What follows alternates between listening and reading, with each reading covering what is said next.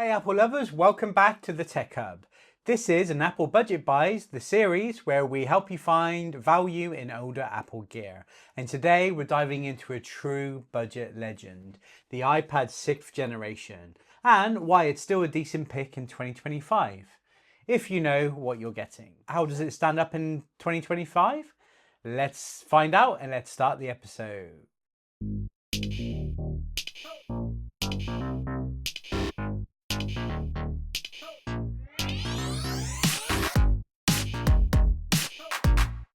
Okay, so we've already looked at the 9th generation in this series. I'll put a link below, so go check that out. Now it's got exactly the same form factor, and the 6th generation was the first time it stayed to this. It stayed like this for the 6th, 7th, 8th and 9th generation.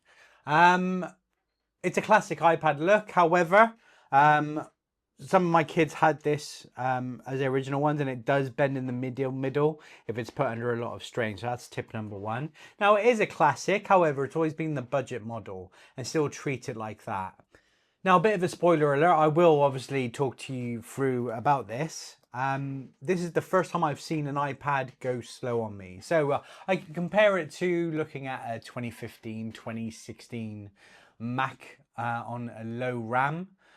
It kind of has that hang up and you have to be patient with it. It's still usable, but you have to be patient with it. And purely down to the RAM, I believe. Anyway, let's step into the history and the specification. So let's rewind to March 2018 when Apple released the 6th generation iPad.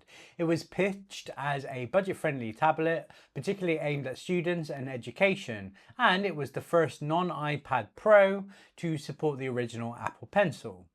So it came with the A10 Fusion chip, the same processor found in the iPhone 7. That's a solid year as well for phones. That meant decent performance back then, and surprisingly, even in 2025, it can still handle light tasks like streaming, web browsing, emails, and note-taking. So all of those things I already said at the beginning how it does struggle. Those things, once the system's booted and up and going, those things work fine. So here's a quick look at the key specs of the iPad 6th generation. So the display is a 10-inch Retina, so that's 2048 by 1536. The chip is an A10 Fusion. The RAM is a 2GB, which is where the hang-ups are. Storage was 32GB or 128GB. The camera is an 8 megapixel rear camera with a 1.2 megapixel front camera, a home button with Touch ID, Apple Pencil 1st gen support, Lightning port for charging. Now the front camera is okay, it does its job, and it's just for video calling. So in short, it's got that classic iPad feel, literally, because this was part of the older form factor. Apple kept this all the way into the 9th generation, so it did last its time, and it did a relatively good job. Now in 2025, the iPads are starting to show their age. So as of now, iPadOS 17 is still technically supported on the 6th gen, but future updates are unlikely, and this is not compatible with the current 18 or next year's 26. For basic use though, Netflix, Safari, like games, it still holds up and it's usable. So this is the budget one to go for. Battery life is a concern though. These devices are now up to 7 years old and most will have degraded batteries unless they've been replaced or hardly used. So if you're buying secondhand, ask about the battery health or budget for a replacement. Now, anything within 80% of its original capacity, it's still good. As soon as it hits the realm within the 70s, it won't last that long. Or you can keep it plugged in all the time. The iPad 6th generation was available in 3 classic colors, so silver, space gray, and gold, and the storage options just in 2 options. Not 64 or 256, which Apple's done before. It was 32GB, which is a tight spot in 2025, where half of that is taken up by just the iOS. And with app sizes increasing, and the other size was 128GB, which is definitely the one to go for if you can find it. Now, what's funny is the base models now for the new iPad is 128GB. So let's look at comparing it to other models and the price.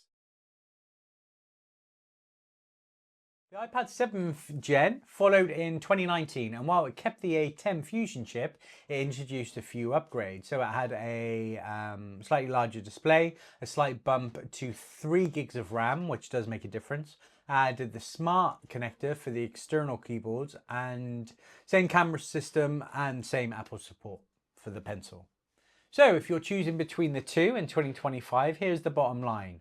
The 7th gen gives you a little bit more screen real estate, just a touch, and multitasking headroom. But performance-wise, they're very similar since they both use the same chip. But where I'm seeing a lot of hangs when I was setting up and testing it, that's definitely a RAM thing. So it will make a difference, whereas it's 50% more RAM.